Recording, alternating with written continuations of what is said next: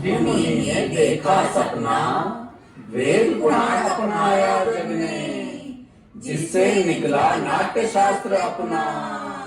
भरत मुनि ने सूत्र बनाया, आंगिकम वाचिकम आहार्यम सात्विकम। यही तो है अपना वसुधैव कुटुंबकम।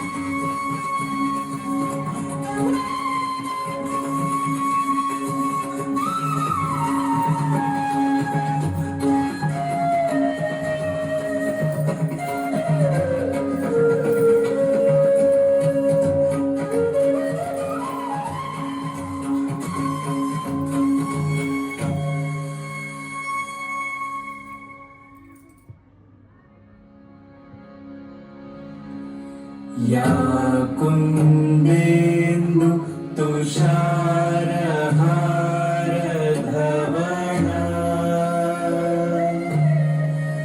या शुभ्रवस्त्रावृता,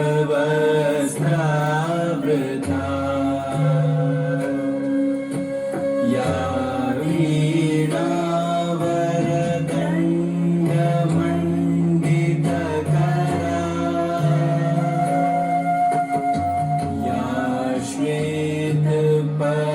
पद्मासना,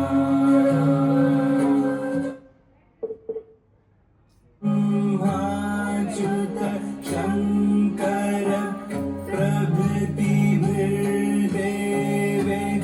सदा वन्दिता।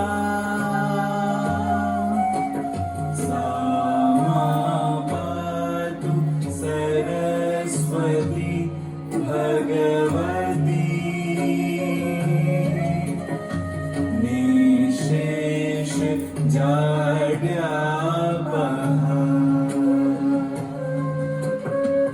ॐ वसुधैव कुटुम्बकम्, ॐ वसुधैव कुटुम्बकम्, ॐ वसुधैव कुटुम्बकम्, ॐ वसुधैव कुटुम्बकम्।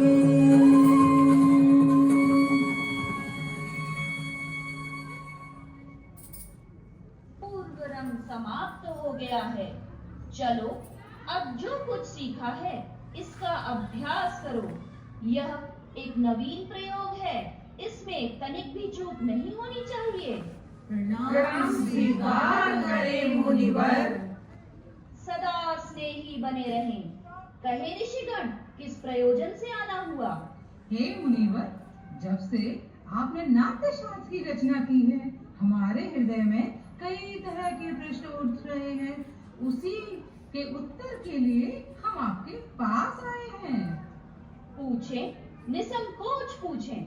गुरुदेव, नाट्य शास्त्र की उत्पत्ति कैसे हुई और इसका उद्देश्य क्या है? यह आपने बहुत अच्छा प्रश्न किया।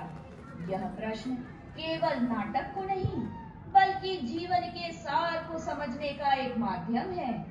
जब त्रेता युग में मनुष्य काम और लोभ से विशीभूत होकर अधर्म और संघर्ष की ओर बढ़ने लगा, तब इंद्र ने ब्रह्मा जी से प्रार्थना की कि कोई ऐसा माध्यम हो जिससे देखना और सुनना एक साथ हो, जिससे मनुष्य धर्म, अर्थ, कर्म और मोक्ष के मार्ग पर वापस लौट सके। इसी के लिए ब्रह्मा जगत पिता ने नाट्य वेद की उत्पत्ति की, जिसके प्रयोग का शास्त्र नाट्य शास्त्र कहलाता है। साधु साधु। लेकिन गुरुदेव, वेद तो ज्ञान के भंडार हैं, जगत का रहस्य छिपा है उनमें। वेद स्वयं में इस उद्देश्य की पूर्ति के लिए पर्याप्त थे, फिर ये नया वेद क्यों? इसलिए कि वह समस्त जन के लिए सुलभ हो सके, सामान्य जन को नाटक के माध्यम से शिक्षा के मार्ग पर और धर्म के मार्ग पर ले जाया जा सके। इसी मंगल उद्देश्य के साथ ब्रह्मा जी ने चारों वेदों को मिलाकर नाट्य वेद की रचना की है। चारों वेदों के तत्व वे क्या है गुरुदेव? नाटक में जो पाठ आप सुन रहे हैं, ये ब्रह्मा जी ने ऋग्वेद से लिया है। इस सुंदर गान का आधार सामवेद है। यजुर्वेद से अभिनय और अथर्ववेद से रस लिया गया है। चारों वेदों के अंगों को लेकर ही नाट्य शास्त्र की उत्पत्ति की है। गुरुदेव, तो क्या नाटक केवल देवताओं के लिए बनाया गया है? नहीं, यही संशय दानवों ने ब्रह्मा के सामने रखा था।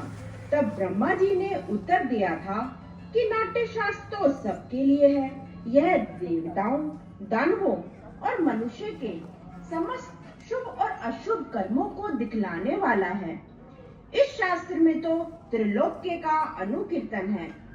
नाटक तो दुख से, थकावट से तथा शोक से पीड़ित लोगों को विश्राम देने वाला होता है।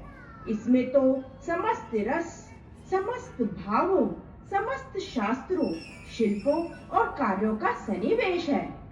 ऐसा कोई ज्ञान, ऐसा कोई कार्य नहीं जो नाटक में न दिखे। अद्भुत गुरुदेव, अद्भुत। समस्त सृष्टि का समावेश, लौकिक और अलौकिक भी, बहुधर्मी, सारे प्राणियों के भावों की प्रतिनिधि कला। हाँ ऋषिगण, नाट्य को समस्त कलाओं का उद्गम कह सकते हैं, या कह सकते हैं समस्त कलाओं का संगम। मुनिवर, नाट्य शास्त्र तो एक अद्भुत कला है, उतना ही जरूरी जितना जीवित रहने के लिए सांस लेना। फिर हमारा समाज इसे गंभीरता से क्यों नहीं लेता? इसे अनावश्यक व अनपेक्षित क्यों समझता है? हम तो कलाकार हैं, नीति के नेता नहीं। कला कर्म करना हमारा धर्म है। हमारे विषय में, हमारी कला के विषय में तो नीति नियंताओं को विचार करना होगा। प्रयोग के साधन और अवसर उपलब्ध कराने होंगे। नाटक केवल कला नहीं, यह तो समाज का दर्पण है। यह मानवता को सत्य के मार्ग पे ले जाने का साधन है। रंगमंच जाति, धर्म और भौगोलिक सीमाओं से परे जाकर समग्रता में मानवता की बात करता है। आज भी रंगमंच समाज में विषम परिस्थितियों को दूर कर समाज में समता का भाव लेकर आता है। यह भाव निसंदेह धरती को स्वर्ग बना सकता है। निसंदेह मुनिवर, कला की ही समाज को पशुओं का समाज होता है। इसी आशा और अपेक्षा के साथ कि समाज कला और कलाकारों को वो स्थान दे जिसके वे अधिकारी हैं, मैंने नाट्य शास्त्र को पंचम वेद कहकर पुकारा है। पंचम वेद, समस्त वेदों का ज्ञान। ऋषिगण, मेरे रंगकर्मी पुत्र आपके स्वागत के लिए अपनी प्रस्तुति तैयार कर आपकी प्रतीक्षा कर रहे हैं। चलिए, चलकर नाटक का आनंद लीजिए। वृद्धि हो इस राष्ट्र की, आशा सभी की पूर्ण हो। वृद्धि हो इस राष्ट्र की, आशा सभी की पूर्ण हो। सृष्टि वह आनंद की जग में सदा संपूर्ण हो। सृष्टि वह आनंद की जग में सदा संपूर्ण हो। धरती सदा फूले फले ऊपर विमल आकाश हो। धरती सदा फूले फले ऊपर विमल आकाश हो। सज्जन रहे निर्भय सदा व दुर्जनों का नाश हो। सज्जन रहे निर्भय सदा व दुर्जनों का नाश हो।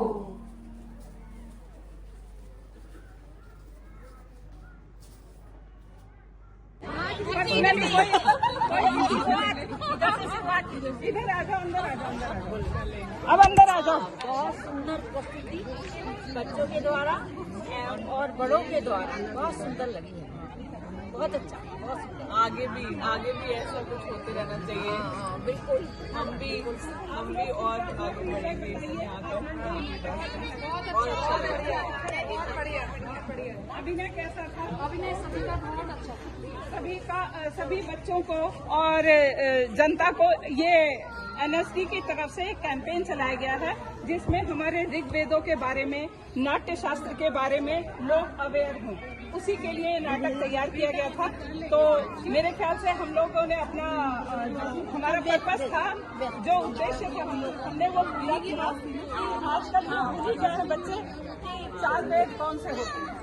इस नाटक के थ्रू हमने कम से कम ये जाना कि हाँ 4 वेद होते हैं और पंचम वेद भी है ना। तो आप लोगों का बहुत बहुत धन्यवाद। बहुत अच्छा, बहुत अच्छा, बहुत अच्छा। आप इधर आओ। रुचि जी, आप बताइए कि आपका बच्चों का परफॉर्मेंस कैसा लगा? बच्चों का परफॉर्मेंस मुझे बहुत अच्छा लगा। ये बेस्ट प्लेटफॉर्म दिया गया है बच्चों को, ताकि वो अपनी संस्कृति से जुड़े रहें और वेदों के बारे में ज्ञान प्राप्त करें। तो मुझे लगता है ये बहुत अच्छी अपॉर्चुनिटी दी गई है बच्चों को। अरे कोई हमारा धन्यवाद, थैंक यू। ये इन लोगों से रिव्यू ले आओ, तुम भी आओ, तुम भी आओ।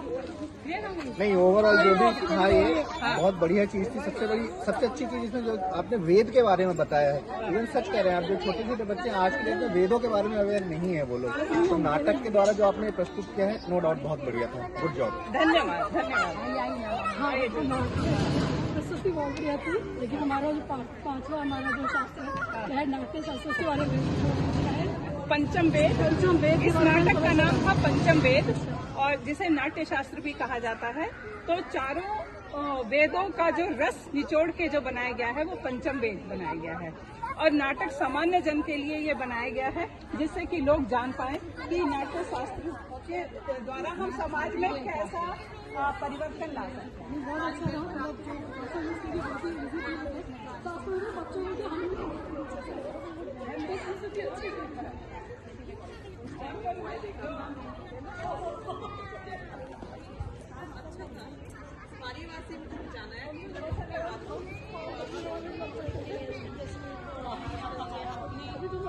अच्छा बच्चे भी बहुत मोटिवेटेड नहीं, वो सही किया, क्योंकि ये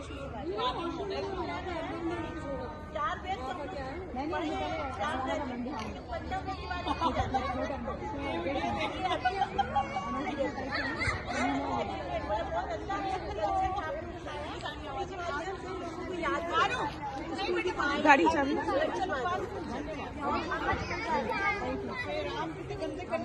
और कहाँ है तेरी? तेरी आवाज ही काफी, बोलो। मैं चिल्ला देती हूँ, लोग आओ जाओ में जानो, ऑडियंस बुला के चलो।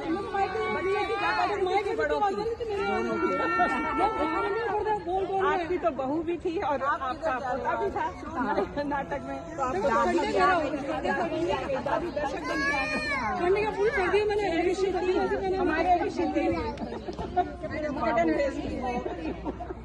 मैंने पहना का पूछो। इस बार आपकी साइकिल मैंने